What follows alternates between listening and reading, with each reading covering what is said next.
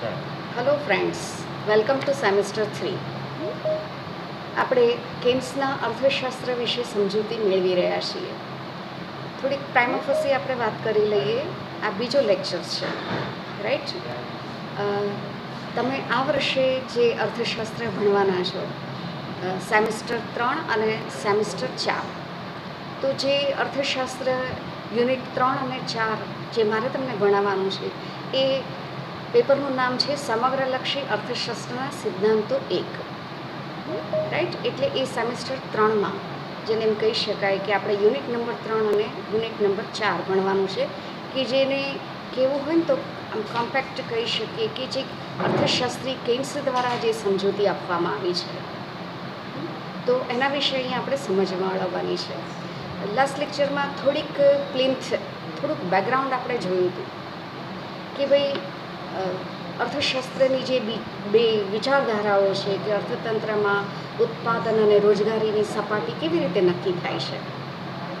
તો એ સપાટી નક્કી થવા બાબતે બે વિચારધારા છે. એક પ્રશિષ્ટ વિચારધારા, પ્રશિષ્ટ અર્થશાસ્ત્રીની વિચારધારા કે જે 1776 to 1929, આ આખો જે સમયગાળો છે. આફ્ટર 1929 કે જે વિશ્વ મહામંદી ઉદ્ભવી અને વિશ્વ મહામંદીમાંથી અર્થતંત્રોએ કેવી રીતે બહાર નીકળવું, તો એના વિશે પ્રશિષ્ટ અર્થશાસ્ત્ર જે છે એ સરિયામ નિષ્ફળ ગયું. અને કેમ્સ જે એક વિચારક પણ છે, એક અર્થશાસ્ત્રના જાણકાર, આમ તો જેને એમ કહી શકાય કે બાય પ્રોફેશન એ સ્ટેટિસ્ટિક્સના એક્સપર્ટ, પણ એમને વિશ્વ મહામંદીમાં એટલો બધો રસ પડ્યો કે એમને સ્વિચ ઓવર કર્યું કે અર્થતંત્રો જે મંદીમાં ફસાયેલા છે એ કેમ, એવું કયું ટૂલ વાપરીએ, એવી કઈ પોલિસી લઈએ, અમલમાં મૂકી કે જેથી અર્થતંત્ર જે છે એ બહાર આવે મંદીમાંથી. અને ત્યારથી જે કેમ્સનો અર્થશાસ્ત્રનો ઉદ્ભવ થયો. અને તમે જો નોંધ કરતા રહેતા હો તો કરતા રહેજો કે 1936માં એમનું પુસ્તક પબ્લિશ થયું. 1936માં એમનું પુસ્તક પબ્લિશ થયું. પુસ્તકનું નામ છે the general theory, the general theory of employment, interest and money. એટલે એમણે રોજગારી વિશે, વ્યાજના દર વિશે અને નાણાં વિશે એનું એક પુસ્તક લખ્યું અને એ પબ્લિશ થયું 1936માં. અને અમે અર્થશાસ્ત્રમાં એને એમ કહીએ છીએ કે આ એક which is a turning point of the economics, કે અગાઉ ક્યારેય જે અર્થશાસ્ત્રમાં વાત નહોતી કરવામાં આવી એ વાત અહીંયા કરવામાં આવેલી છે. ઓકે, તો તમે જાણો છો એ પ્રમાણે આટલા 4 ટોપિક આપણે સમજવાના છે કેમ્સના અર્થશાસ્ત્રમાં: અસરકારક માંગ, વપરાશ વિધેય, મૂડીની સીમાંત કાર્યક્ષમતા, અને એના રેફરન્સમાં એમણે રોજગારીનો સિદ્ધાંત આપ્યો છે. તો એને અહીંયા આપણે સમજવાનું છે. લાસ્ટ લેક્ચરમાં આપણે સ્પષ્ટ કર્યું હતું એ પ્રમાણે આટલા પ્રશ્નો, આ ટોપિક, આ પ્રકરણ જે છે એ પ્રકરણમાં આપણે જોવાના છે. અસરકારક માંગ એટલે શું? અસરકારક માંગને નક્કી કરતા પરિબળો. અર્થશાસ્ત્રીએ કેમ્સે રજૂ કરેલ અસરકારક માંગ નિર્ધારણનો સિદ્ધાંત, જે તમને ફ્રિકવન્ટલી યુનિવર્સિટી એક્ઝામમાં પૂછવામાં આવે છે, આકૃતિ સહિત સમજાવો. અને એની સાથે જ સંકળાયેલો જે ટૉપિક જે છે, જે પ્રકરણનો છેલ્લો ટૉપિક છે, કે જેની પણ આપણે આકૃતિ સહિત સમજૂતી લેવાની છે, કે રોજગારી નક્કી કરવામાં કુલ માંગ કિંમત જે છે એ બધું નિર્ણાયક સાબિત થાય છે. તો how can we prove that with the help of a diagram? તો એ પણ આપણે અહીંયા સ્પષ્ટ કરીશું. ઓકે, અહીંયા આપણે આગળ જોઈએ છીએ કે કેમ્સનું અર્થશાસ્ત્ર. આમ તો અત્યાર સુધી બે જે બેકગ્રાઉન્ડ તરીકે મેં તમને જે વાત કરી ને એ જ અહીંયા કરેલી છે, but I repeat it once again, કારણ કે અઘરું તો નથી મિત્રો, પણ જેને કહી શકાય ટેકનિકલ ચોક્કસ છે. તો તમે સ્ક્રીન ઉપર, તમારા મોબાઈલમાં પણ સ્ક્રીન ઉપર આ વિગતો છે જ, તમે અને એપ્લિકેશન ઉપર પણ આપણે કોલેજની એપ્લિકેશન ઉપર પણ આ હોય છે, એટલે તમે તમારી રીતે પણ જેને કહી શકાય કે એની તૈયારી કરી શકશો. સમગ્રલક્ષી અર્થતંત્રની રીતે ઉત્પાદન અને રોજગારીની સપાટી કેવી રીતે નક્કી થઈ છે? એ બાબતમાં બે વિચારધારા પ્રવર્તે છે. પહેલી વિચારધારા પ્રશિષ્ટ અર્થશાસ્ત્રીઓનું પ્રદાન છે, જ્યારે બીજી વિચારધારા રજૂ કરનાર પ્રખ્યાત અર્થશાસ્ત્રી જ્હોન મેનાર્ડ કેન્સ છે, જેના દ્વારા લખવામાં આવેલું પુસ્તક general theory of employment, interest and money. અને આ ક્રાંતિકારી આર્થિક વિચારો કેન્સના અર્થશાસ્ત્ર તરીકે ઓળખાય છે. હવે આ પુસ્તકે જેને એમ કહી શકાય કે એક જબરજસ્ત આર્થિક વિચારોમાં જે ક્રાંતિ આણી છે, તો એનો બેઝિક પાર્ટ એ છે કે 1929ની 20મી સદીની વિશ્વ મહામારી અને એમાંથી કેવી રીતે બહાર આવવું, અને વિશેષ કરીને એમાં જે વિક્ટિમ દેશો હતા એ બધા વિકસિત દેશો હતા. અને આમે કેન્સનું અર્થશાસ્ત્ર જે છે કે એ વિકસિત દેશોના રેફરન્સમાં જ ત્યાંની સમસ્યા અને જે ઉદ્ભવેલી સમસ્યા છે એને કેવી રીતે નિરાકરણ કરવું એની વાત કરે છે. તો એમાં એમને અસરકારક માંગ વિશે જે વાત કરેલી છે. અસરકારક માંગ એટલે શું? કારણ કે આખું જો કેન્સનું અર્થશાસ્ત્ર આપણે લઈએ ને કે રિસેશન મીન્સ મંદી, તો મંદીમાંથી બહાર ઉગરવું કેવી રીતે અને મંદીનું કારણ શું? ડૉક્ટર પાસે પણ આપણે જઈએ છીએ તો ડૉક્ટર આપણી ચેક કરીને તપાસ કરીને પહેલાં કારણ જાણવાનો પ્રયત્ન કરે છે, પછી નિદાન થાય અને નિદાનને આધારે સારવાર થાય. એવી જ રીતે કેન્સ પણ એ સમજ્યા કે ભાઈ કારણ શું છે, તો કે મંદી કારણ છે. ઓકે, મંદી શું કામ છે? તો કે અસરકારક માંગનો અભાવ છે. ઓકે, અસરકારક માંગ એટલે શું? અને અસરકારક માંગને અર્થતંત્રમાં એને બુસ્ટઅપ કરવી હોય, અર્થતંત્રમાં અસરકારક માંગને ઊભી કરવી હોય તો શું કરવું? તો એ બધા જે એમને મેડિસિન જે સજેસ્ટ કરેલી છે, મેડિસિન દવા ઇઝ અ પોલિસી નીતિ વિષયક બાબતો છે.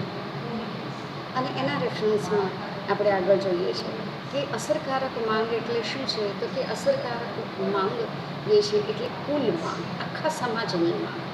અને આ તમારું અર્થશાસ્ત્રનું જે પેપર જે છે એનું ટાઇટલ જ છે કે સમગ્રલક્ષી અર્થશાસ્ત્રના સિદ્ધાંતો. હોલ ઇકોનોમીને કન્સિડર કરીને અહીંયા અર્થતંત્રના પ્રશ્નો અને એ પ્રશ્નોને કેવી રીતે નિર્મૂળ કરવા અથવા તો એ પ્રશ્નોની સમસ્યાની જે તીવ્રતા જે છે એને કેવી રીતે મિનિમાઇઝ કરવી અને કેવી રીતે ઘટાડવી, તો એના વિશે કેન્સ વાત કરે છે. ઓકે, હવે કેન્સના જે આખું જે અર્થશાસ્ત્ર જે છે, તો અસરકારક માંગનો સિદ્ધાંત કેન્દ્રવર્તી સ્થાન ધરાવે છે, ઇટ્સ કોર પાર્ટ. અને અસરકારક માંગના ખ્યાલનું મૂળ જે છે ને એ વસ્તીના સિદ્ધાંતના પ્રસ્તુત કરતા, જો કદાચ તમારા ધ્યાને આવ્યું હોય કે ક્યાંક ઇતર વાંચનમાં લીધું હોય તો TR માલ્થસના લખાણોમાં જોવા મળે છે. પણ આ સિદ્ધાંત ઉત્પાદન રોજગારીની સપાટી કેવી રીતે નક્કી થાય છે એની તાર્કિક સમજૂતી પૂરી પાડે છે. ઓકે, અસરકારક માંગ એટલે શું? તો કે અસરકારક માંગ એટલે સમગ્ર સમાજની કુલ માંગ.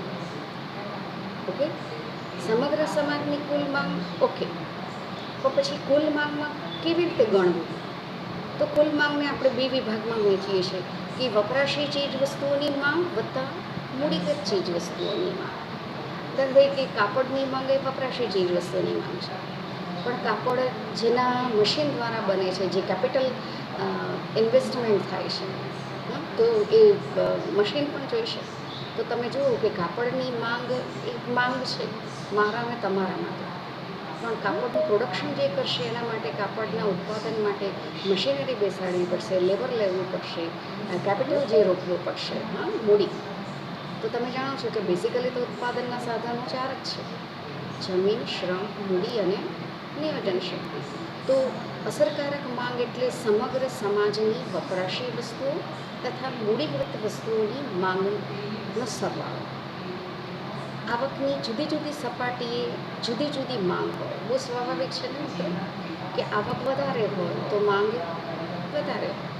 સો basically our consumption, so consumption is a dependent upon income. Day to day લાઈફમાં આપણે જે વપરાશ કરીએ છીએ તો વપરાશનો આધાર શું છે?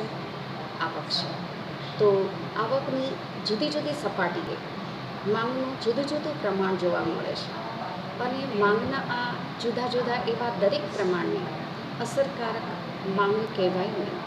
આ જુદી જુદી આવકની સપાટીએ જુદી જુદી માંગ આપણને જોવા મળે છે. તો એ જુદી જુદી માંગ જે છે એ બધી જ માંગ અસરકારક માંગ નથી. તો કોને અસરકારક માંગ ગણવી? તો કે માંગના આ જુદા જુદા પ્રમાણોમાંથી જે પ્રમાણને સંતોષી શકાય, માંગના આ જુદા જુદા પ્રમાણોમાંથી જે પ્રમાણને સંતોષી શકાય તેટલો પુરવઠો અર્થતંત્રમાં ઉપલબ્ધ રહેતો હોય, એટલો પુરવઠો અર્થતંત્રમાંથી મળી રહેતો હોય તો એ માંગનું પ્રમાણ જ અસરકારક માંગ કહી શકાય. ઓકે, તો ફરીથી મિત્રો આપણે જોઈએ છે અસરકારક માંગનો અર્થ જે આપણે જોઈ લીધો એને હું ફરીથી મારી રીતે એનું સમિંગ અપ કરું છું કે અસરકારક માંગ એટલે શું? તો કે અસરકારક માંગ એટલે સમાજની કુલ માંગ. સમાજની કુલ માંગ જે છે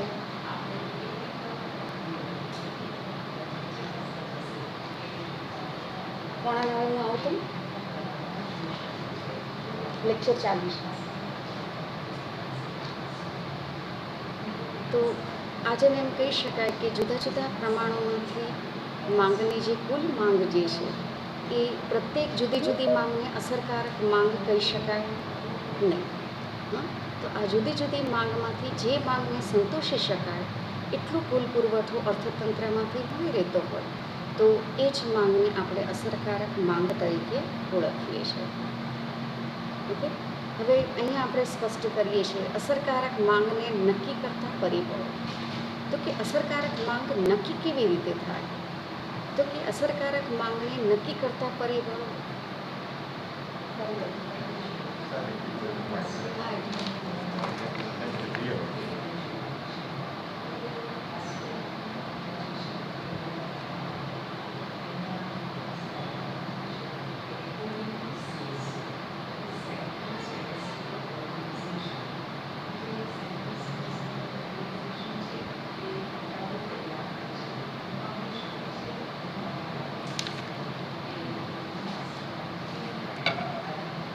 એના રેફરન્સમાં આપણે જોઈએ છીએ કે કુલ માંગ કિંમત મીન્સ અસરકારક માંગ એટલે શું?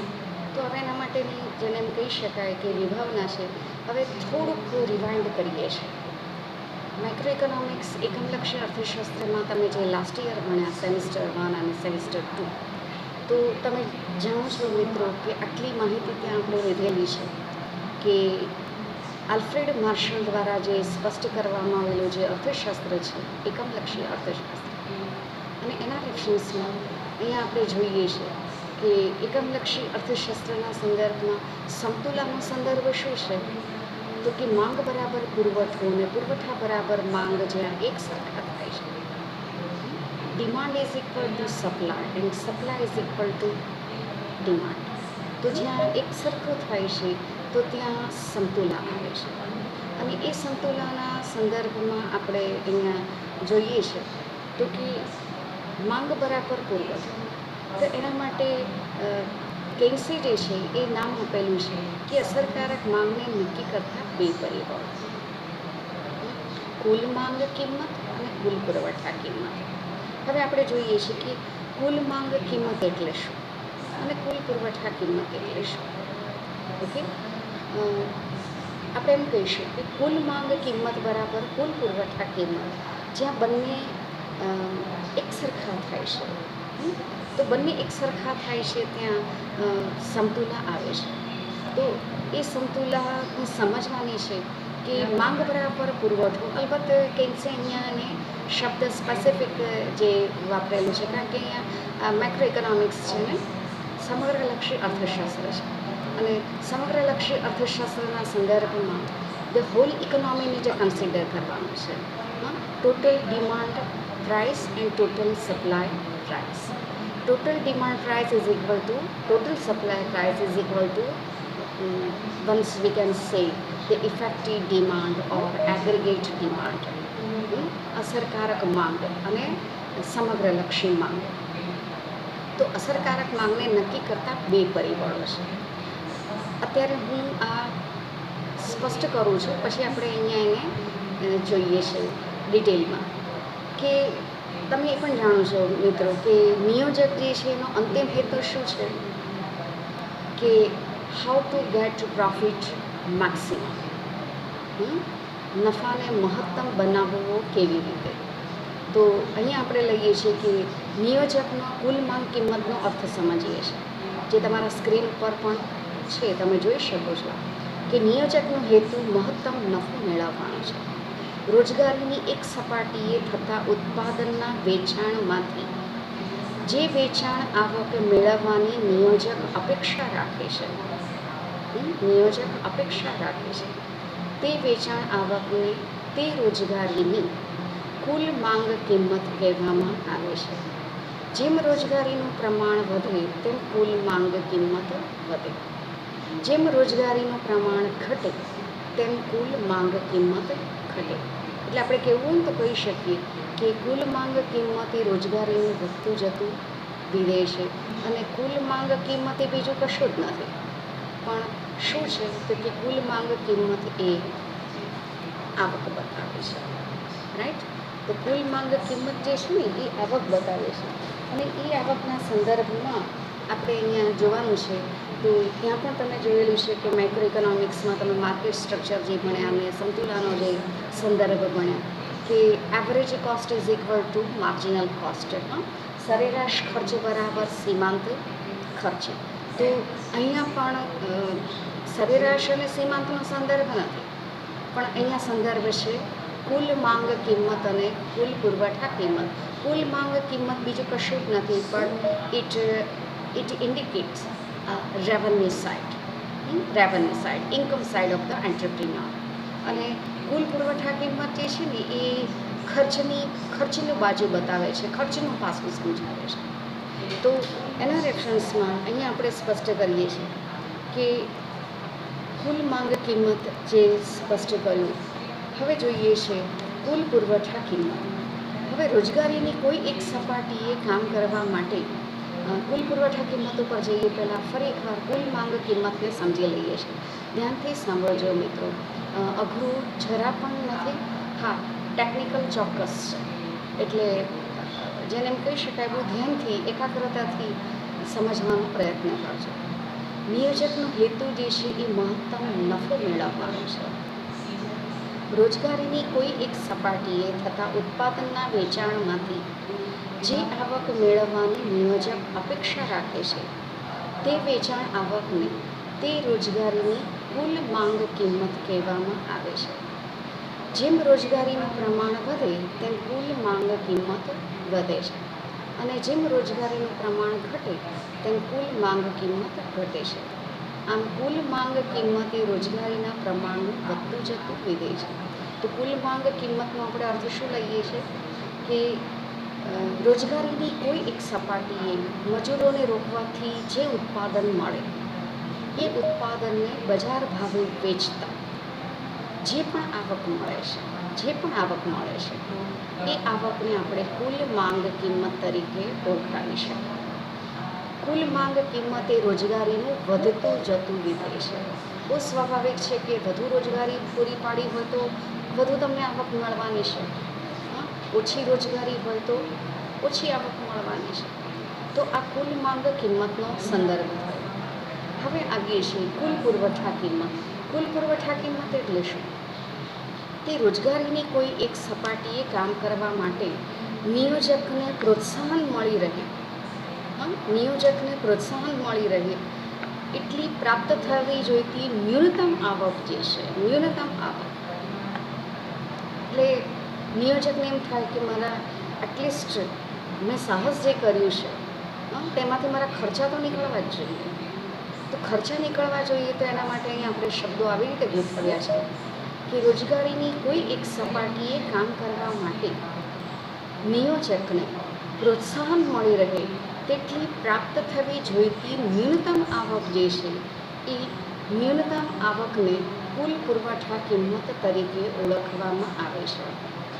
હવે રોજગારીની કોઈ એક સપાટીએ કુલ પુરવઠા કિંમત જોડાયેલી છે. કુલ પુરવઠા કિંમત એ રોજગારીના પ્રમાણનું વધતું જતું વિધેય છે. આ ટેકનિકલ ચોક્કસ છે, પણ જ્યારે આપણે નેક્સ્ટ લેક્ચરમાં ડાયાગ્રામથી એની આપણે સમજૂતી લઈશું તો તમે એક્ઝેક્ટ સમજી શકશો મિત્રો કે આ બંને પરિબળોમાંથી કુલ પુરવઠા કિંમત પણ રોજગારીના પ્રમાણનું વધતું જતું વિધેય છે.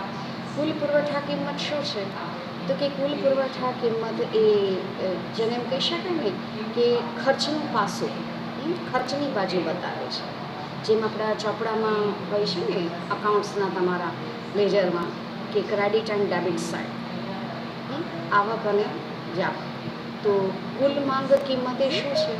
તો કુલ માંગ કિંમત એ જેને એમ કહી શકાય કે એ આવક છે, એ રેવન્યુ સાઇડ દર્શાવે છે. અને કુલ પુરવઠા કિંમત એ એક્સપેન્ડિચર છે. એક્સપેન્ડિચર મીન્સ ખર્ચ, જેને તમે તમારી અકાઉન્ટ્સની પરિભાષામાં જાવક કહો. તો credit is equal to debit or debit is equal to credit. So just like revenue is equal to expenditure and expenditure is equal to revenue. તો એ જ્યારે બંને પાસા એક સરખા થાય છે તો ત્યાં આપણે કહી શકીએ કે ભાઈ આ અસરકારક માંગ છે. It's effective demand or aggregated demand. તો આ બંને પરિબળોમાંથી કેન્સ એમ્ફેસાઇઝ મીન્સ ભાર શેના ઉપર મૂકે છે? તો કે કેન્સ એમ કહે છે કે કુલ માંગ કિંમત જે છે ને એ વધારે મહત્ત્વની છે. ઓકે, કુલ માંગ કિંમત કેમ વધારે મહત્ત્વની છે? તો કે કુલ માંગ કિંમત જે છે એ કારણ કે આપણે ડે ટુ ડે લાઈફમાં જે કન્ઝમ્પશન કરીએ છીએ કે બેઝિકલી એ આવક ઉપર આધાર રાખે છે. તો કુલ માંગ કિંમત જ અસરકારક માંગ, ઉત્પાદન, રોજગારી ઉપર અસર કરનાર મુખ્ય પરિબળ છે. અને આ બંને પરિબળોમાંથી કેન્સ કુલ માંગ કિંમતને વધુ મહત્ત્વ આપે છે. કેન્સ એવું ધારી લે છે કે ટૂંકા ગાળામાં ઉત્પાદન ખર્ચ જે છે ને એ ઓલમોસ્ટ સ્થિર રહેશે, એટલે કુલ પુરવઠા કિંમત સ્થિર રહેશે. માટે કુલ માંગ કિંમત જે છે એ જે અસરકારક માંગના નિર્ધારણમાં એક સક્રિય પરિબળ તરીકે, એક એક્ટિવ ફેક્ટર તરીકે કામ કરે છે. તો કેન્સ એના રેફરન્સમાં એમ પણ કહે છે કે જે પરિબળો કોઈ એક ઉદ્યોગમાં રોજગારીનું પ્રમાણ નક્કી કરે છે તે જ પરિબળો સમગ્ર અર્થતંત્રમાં રોજગારીનું પ્રમાણ પણ નક્કી કરે છે. કુલ માંગ કિંમત અને કુલ પુરવઠા કિંમત આ બંને પરિબળોમાંથી કુલ માંગ કિંમતને કેન્સ વધુ મહત્ત્વ આપે છે. કારણ કે એમનું કહેવાનું, સમજૂતી આપવાનો સેન્સ એ છે કે ટૂંકા ગાળામાં કુલ પુરવઠા કિંમત જે છે એ સ્થિર રહેશે. ટૂંકા ગાળામાં કુલ પુરવઠા કિંમત સ્થિર રહેશે. તો એ સ્થિર રહેશે, પણ કુલ માંગ કિંમત જ અસરકારક માંગ, ઉત્પાદન અને રોજગારીની સપાટી ઉપર નક્કી કરનાર જે છે એ એક અસરકારક પરિબળ છે. અને આના રેફરન્સમાં આપણે નેક્સ્ટ જે સ્પષ્ટ કરીશું, નેક્સ્ટ ક્વેશ્ચન, એટલે ક્વેશ્ચન આન્સરની રીતે તમે જો સ્પષ્ટ કરતા હો તો અત્યાર સુધી આપણે 2 પ્રશ્નોના જવાબો સ્પષ્ટ કર્યા. પહેલો પ્રશ્ન સ્પષ્ટ કર્યો કે કેન્સનું અર્થશાસ્ત્ર. કેન્સનું અર્થશાસ્ત્ર એક નવી જ વિભાવના પૂરી પાડે છે. એનું બેકગ્રાઉન્ડ આપણે સ્પષ્ટ કર્યું કે અર્થતંત્રમાં, અર્થશાસ્ત્રમાં 2 વિચારધારા પ્રવર્તે છે. પ્રશિષ્ટ અર્થશાસ્ત્રીની વિચારધારા જે એડમ સ્મિથથી શરૂ કરીને 1776 to 1929 અને 1929 ઓનવર્ડ્સ વિશ્વ મહામંદીને નિવારવામાં જે પ્રશિષ્ટ અર્થશાસ્ત્ર નિષ્ફળ ગયું, સરિયામ નિષ્ફળ ગયું. એ કોઈ ટૂલ, એ કોઈ મેડિસિન નહીં આપી શક્યું. અને કેન્સે પોતાના જે વિચારો રજૂ કર્યા અને which is a milestone in the economics, which is a turning point of the economics, અને એ જે સ્પષ્ટ કરેલું છે. તો અહીંયા આપણે જોયું કે આપણે 2 મુદ્દા જોયા. અસરકારક માંગ એટલે શું? તો અસરકારક માંગ એટલે સમાજની કુલ માંગ. આપણે સમિંગ અપ કરી રહ્યા છીએ મિત્રો, ધ્યાનથી સાંભળજો. હા, અસરકારક માંગ એટલે સમાજની કુલ માંગ. કુલ માંગમાં બે માંગનો આપણે સરવાળો કરીએ છીએ, વપરાશી ચીજવસ્તુઓ માટેની માંગ અને મૂડીગત ચીજવસ્તુઓ માટેની માંગ. હવે અર્થતંત્રમાં આવકની જુદી જુદી સપાટીએ, રોજગારીની જુદી જુદી સપાટીએ જુદી જુદી માંગ જોવા મળે છે.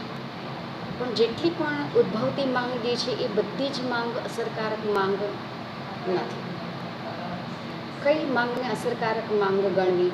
તો કે એ જ માંગને અસરકારક માંગ ગણવી કે જે તે રોજગારીની સપાટીએ એ માંગને સંતોષી શકાય તેટલો પુરવઠો અર્થતંત્રમાંથી મળી રહેતો હોય, તો એને જ આપણે અસરકારક માંગ તરીકે ઓળખી શકીએ. જો 2 લાખની રોજગારી હોય, 4 લાખની રોજગારી હોય, 6 લાખની રોજગારી હોય, 8 લાખની રોજગારી હોય, બેના ગુણાંકમાં કહું છું, તો બહુ સ્વાભાવિક છે કે પ્રત્યેક રોજગારીની અલગ અલગ સપાટીએ માંગ જુદી જુદી હોવાની.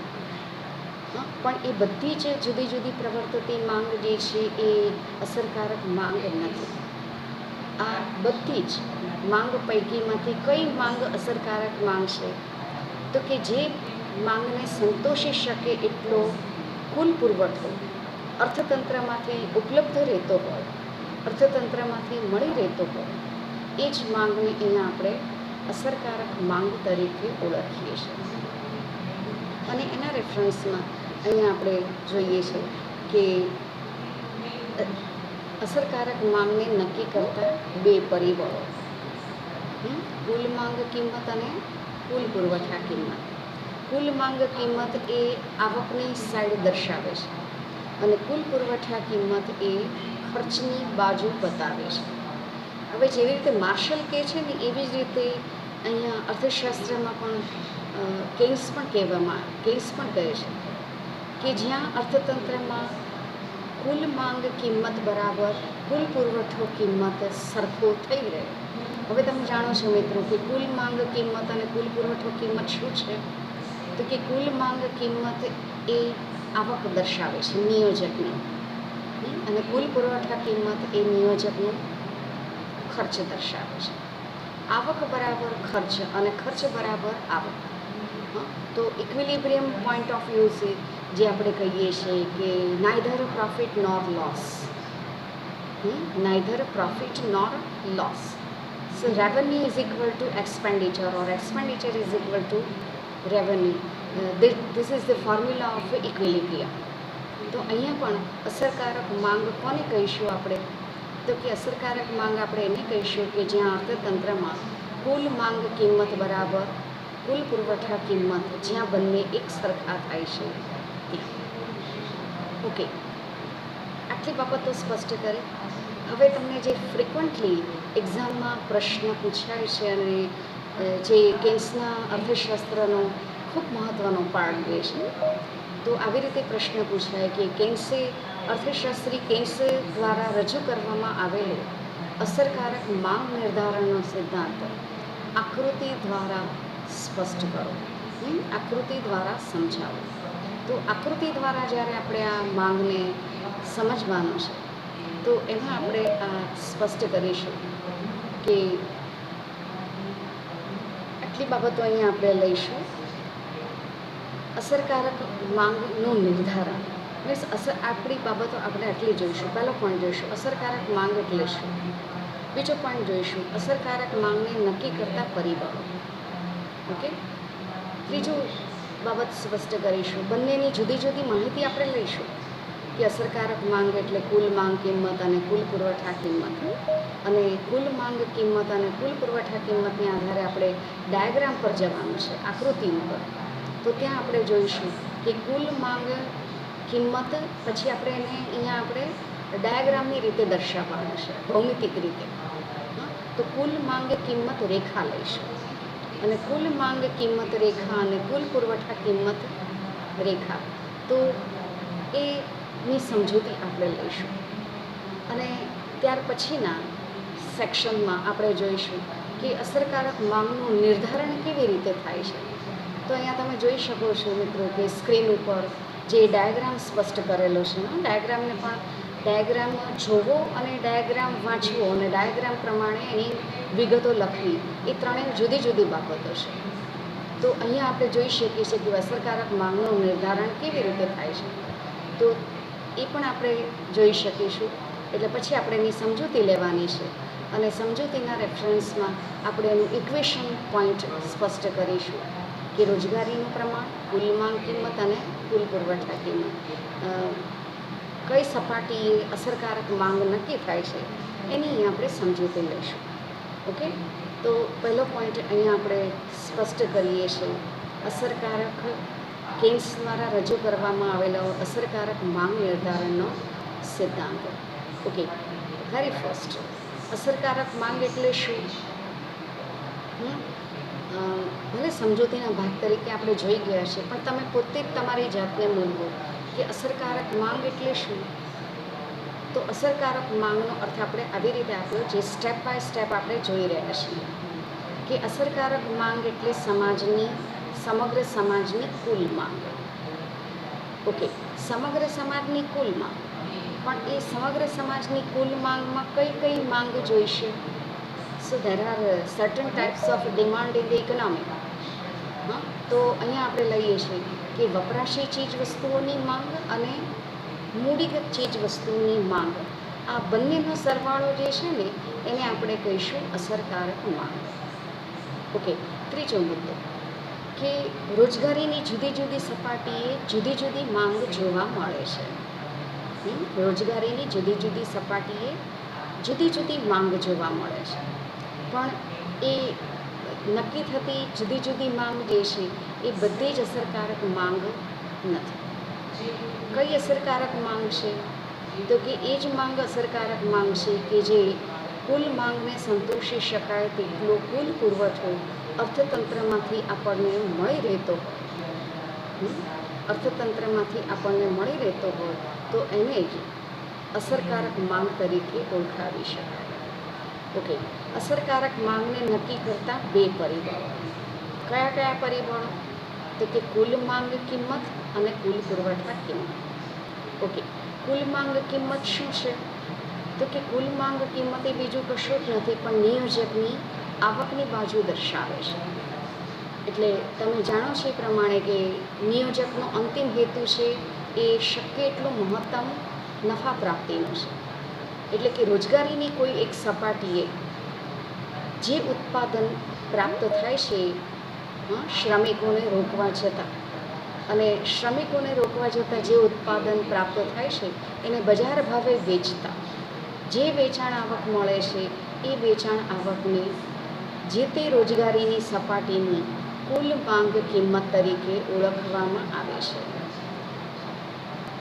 જેમ રોજગારીનું પ્રમાણ વધે છે એમ કુલ માંગ કિંમત વધે છે. જેમ રોજગારીનું પ્રમાણ ઘટે છે એમ કુલ માંગ કિંમત ઘટે છે. તો કુલ માંગ કિંમત એ બીજું કશું જ નથી પણ નિયોજકની આવક બતાવે છે. સામા પક્ષે કુલ પુરવઠા કિંમત, તો કુલ પુરવઠા કિંમત એ બીજું કશું જ નથી પણ એ નિયોજકની જાવક એટલે કે ખર્ચની બાજુ બતાવે છે. રોજગારીની કોઈ એક સપાટીએ નિયોજકને કામ કરવા માટેનું પ્રોત્સાહન મળી રહે તેટલી પ્રાપ્ત થવી જોઈતી ન્યૂનતમ આવક જે છે એ ન્યૂનતમ આવકને અહીંયા આપણે કહી શકીશું કે કુલ પુરવઠા કિંમત. ઓકે, જેને એમ કહી શકાય કે કુલ માંગ કિંમત અને કુલ પુરવઠા કિંમત. ઓકે, પણ આ બેમાંથી વધુ મહત્ત્વ કોને આપે છે? તો કે વધુ મહત્ત્વ આપે છે કેન્સ કુલ માંગ કિંમત, અને કુલ માંગ કિંમતને વધુ મહત્ત્વ આપે છે કારણ કે કેન્સ એમ ધારણા કરી લે છે કે કુલ પુરવઠા કિંમત ટૂંકા ગાળામાં સ્થિર રહેશે. ઓકે મિત્રો, નેક્સ્ટ ટાઈમ જ્યારે આપણે મળીશું ત્યારે અસરકારક માંગનું નિર્ધારણ કેવી રીતે થાય તેની ડાયાગ્રામથી સમજૂતીમાં આગળ જઈશું. ઓકે ફ્રેન્ડ્સ, જોડાવા બદલ આપનો ખૂબ ખૂબ આભાર. Thanks. Have a nice day.